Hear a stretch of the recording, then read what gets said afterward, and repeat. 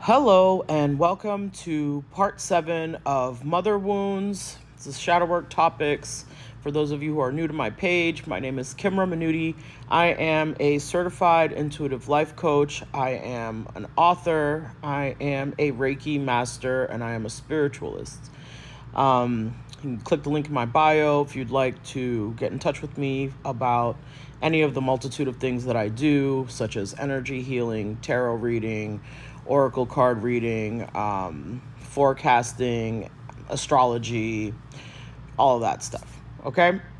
Today we're doing part 7 of Mother Wounds. Yesterday we talked about, or in our last video, we talked about PickMeshas as an aspect of the mother wound and how that affects and informs all of these wounds that we have. And today we're going to flip it and we're going to talk about alpha males, right? Because we don't live in a vacuum. And since women are the primary caretakers for the most part for many of these families where people are suffering from these wounds, we have to realize that women are not just raising girl children, they're also raising boy children. And so how does the mother wound impact a male child? Well, it can turn that male child into an alpha male. And why would you think that would happen, right? Well, look at it from this perspective. The mother wound is a wound of low self-esteem, low self-worth, not being properly attached to the mother, not being securely attached to the mother, which then leads to a child that is being neglected, truthfully, and also a child who is going out and trying to seek love in all the wrong places because they weren't shown proper versions or healthy versions of love at home, right? And then depending on which PickMesha gave birth to the alpha male, you will have a range of behaviors that act out from this upbringing. Okay, so the alpha male, I took notes on this too, kids. The alpha male mentality is where the partner isn't someone they connect with because they're just using them as a substitute for their mother. They're using them for a substitute for their mother because their mother didn't give them what they needed, right? So they're out there looking for a woman or a femme-presenting individual who can fill that void in their life. But since they don't have a proper attachment style, and since the patriarchy doesn't teach little boys that they have range of emotion or that they should listen to their mother, or they are hurt by the actions of their own mother because their mother doesn't leave an abusive partner, or they do leave the abusive partner, but they don't take the child with them, right? So then there's a big old abandonment issue there as well. And so that leads to undisciplined sexual practices. It leads to sleeping with people that you don't actually like, which I find fascinating. The amount of people that sleep with people that they're not even physically attracted to is also very strange to me. But also one of the things that happens in this type of a mother wound.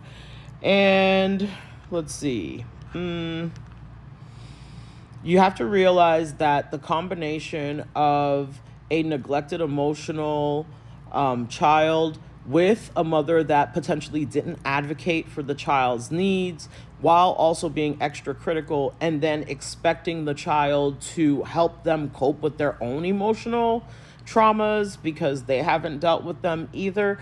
All of that leads to a sort of enmeshment that can also give us another mother wound that is the weird, like, boy mom. You know, the boy mom trope with the boy moms that are like really unhealthy and kind of have like emotional chest, right? So that's another trope that plays into this mother wound.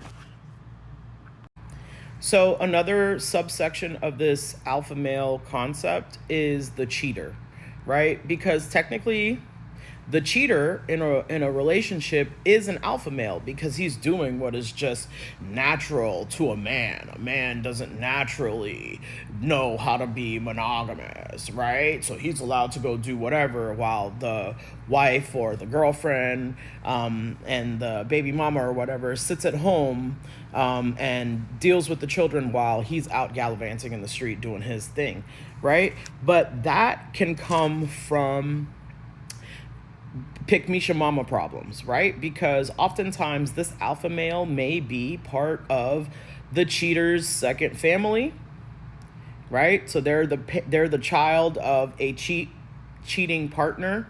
So they're outside of the main family, and that can cause emotional distress and issues because then you have the mom who's the side chick to the main mom, right? So like there's a lot of messiness that comes out of that. And then there's also the messiness of having children outside of a relationship and then trying to bring them into the relationship and have the original mother, not the side piece mother, care for the other child, which can be very convoluted and difficult to navigate depending on what type of person the cheater is in relationships with and how desperate they are to stay with that partner, right?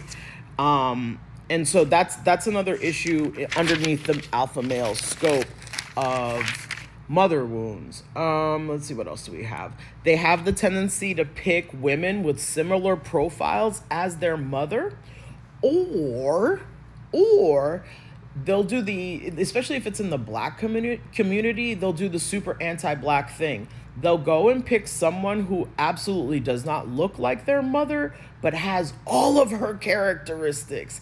It's really creepy, right? So they'll go date their mother, but they'll go date the white version or the Hispanic version or the Chinese version. So, when you are looking at these tropes and the way that people are growing through them, you're also going to have to look and see, like, what are their parents doing? Because that is informing the way that these individuals are then moving through life. At least I want to say for the first 30 or so years of their life, you're going to see that the patterns of the parents will inform that life. Now, I think after 30, you choose to stay stuck in your bullshit. To be honest, after 30, it's not really your parents anymore. Like, you need to have self-accountability. You need to go to therapy. You need to realize that therapy only works if you're able to receive feedback and work on it, because otherwise you're just in an echo chamber. All right, so we're going to shorten this video off. I'll probably have to do another one because this topic is very in-depth and it has so many aspects. But I mean, hey, thousands of years of patriarchy. What do you expect? So stay tuned for the next video. Have a great day.